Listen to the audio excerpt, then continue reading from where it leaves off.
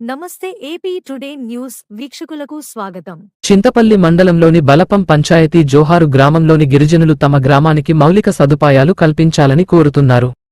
ప్రభుత్వాలు వారిని మనుష్యులుగా గుర్తించకుండా వారి గ్రామాలను పట్టించుకోవడం లేదు. రహదారి, రవాణా సౌకర్యాలకు నోచుకోని గ్రామస్తులు కనీస మౌలిక సదుపాయాలు కల్పించాలని డిమాండ్ చేస్తున్నారు. గ్రామంలో పాఠశాల నిర్మాణం పూర్తికాకపోవడంతో పిల్లలు చదువుకోవడానికి ఇబ్బందులు పడుతున్నారు.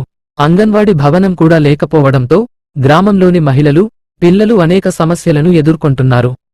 గురువారం ప్రసవ వేదనతో ఉన్న గర్భిణి పాంగి సీత గ్రామం నుంచి ఆశా కార్యకర్త సహాయంతో కోరుకొండ పి.హెచ్.సి.కి సుమారు 3 కిలోమీటర్ల కాలినడకన బయల్దేరింది. ఆమెకు సమయానికి వైద్య సహాయం అందకపోతే ప్రమాదం జరిగే అవకాశం ఉండేది. గిరిజనులు తమ గ్రామానికి మౌలిక సదుపాయాలు కల్పించాలని కోరుతున్నారు. ప్రభుత్వం ఈ కోరికలను తీర్చి వారి జీవితాలను మెరుగుపరచాలి. నమస్కారం అండి, నా పేరు రాంబాబు. మాది జోహార్ గ్రామము, బల్పం పంచాయతీ, చింతపల్లి మండలం. మా యొక్క గ్రామంలో అనేక సమస్యలు ఉన్నాయండి.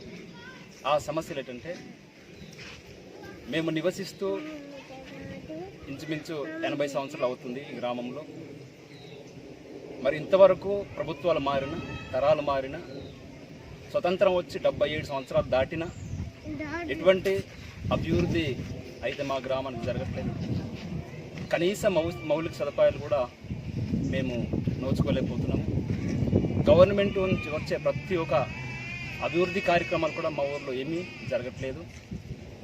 మరి ఈ విషయాన్ని మరి గవర్నమెంట్ వారు గుర్తించవలసిందిగా కోరుకుంటున్నాం.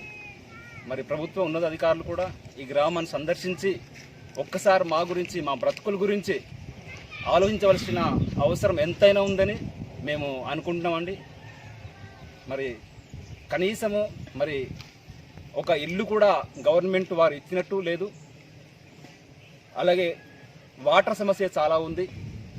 మరి స్కూల్ బిల్డింగు ప్రోగ్రెస్లో ఆగిపోయింది. ఒక కిచెన్ షెడ్ అయ్యింది. అలాగే తర్వాత బాత్రూమ్ మాత్రమే, అది కూడా ప్లాస్టింగ్లో ఆగిపోయింది. మెయిన్ మరి బిల్డింగ్ అయితే అది ఆ స్తంభాలు అంటే కాలమ్స్ లేపేసి, ఆ పిల్లర్స్ లేపేసి వదిలేస్తున్నారు. మరి అది కూడా ఇప్పుడు పూర్తి చేస్తారో లేదో తెలియని పరిస్థితి. మరి పిల్లలు చదివించుకోవాలంటే అది చిన్న పాక కూడా లేదండి, మామూలుగా ఆ టార్బాల్ పెట్టి మేము చదివించుకుంటున్నాము. అలాంటి పరిస్థితి. వర్షం వస్తే ఎక్కడికి మేము చదివించుకోవాలో అసలు తెలియని పరిస్థితి. టీచర్ అయితే ఉంది కానీ మరి బిల్డింగ్ పరిస్థితి ఇలాగుందండి. అలాగే అంగన్వాడీ భవనం కూడా లేదు. మరి అంగన్వాడీ ఉంది కానీ భవనం కూడా లేని పరిస్థితిలో ఉన్నాం. మరి రోడ్డు చూస్తే మరీ దారుణము. మరి ఈ దినమున ఈరోజే మరి ఒక గర్భిణీ స్త్రీని మరి 4-5 కిలోమీటర్లు నడిపించుకుంటూ హాస్పిటల్కు తీసుకెళ్లవలసిన దుస్థితి ఏర్పడింది ఈ గ్రామానికి.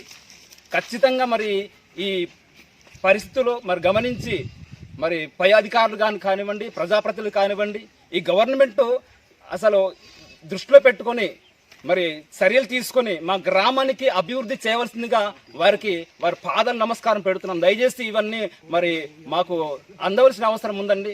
కానీ కనీసం మాకు మరి ఈ రోడ్ అనేది చేసిస్తే బాగుండు. మరి కలెక్టర్ దగ్గర 3 సార్లు వెళ్ళాము, మరి ఎమ్మెల్యే దగ్గర ఒక 3 సార్లు వెళ్ళామండి. మరి వాళ్ళు కూడా చేస్తామంటున్నారు, ఏదీ చేయట్లేదు. దయచేసి మరి కలెక్టర్ గారు, అలాగే పిఓ గారు, తర్వాత మరి స్థానిక ఎమ్మెల్యేలు గారు, మీరు కూడా ఒకసారి దృష్టిలో పెట్టుకొని మా గ్రామం ఒకసారి సందర్శించండి. గడప గడప కార్యక్రమాన్ని కూడా కనీసం ఏ అధికారి రాలేదు, ఏ ప్రజాప్రతినిధి కూడా ఇక్కడ రాలేదు. దయచేసి ఇది గమనించండి.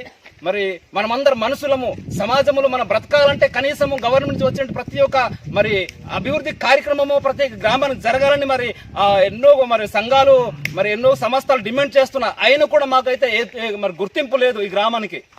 ఇది జోహార్ గ్రామం అంటే చింతపల్లి మండలము, మరి కోరుకొండ ప్రాంతంలో ఇక్కడ మేము నివసిస్తున్నాం. ఇంటీరియర్ ప్రాంతం అండి. కనీసం మరి మేము కూడా. వార్తలు ఇంతటితో సమాప్తం. మళ్ళీ ప్రసారమయ్యే ఏపీ టుడే న్యూస్లో తిరిగి కలుద్దాం.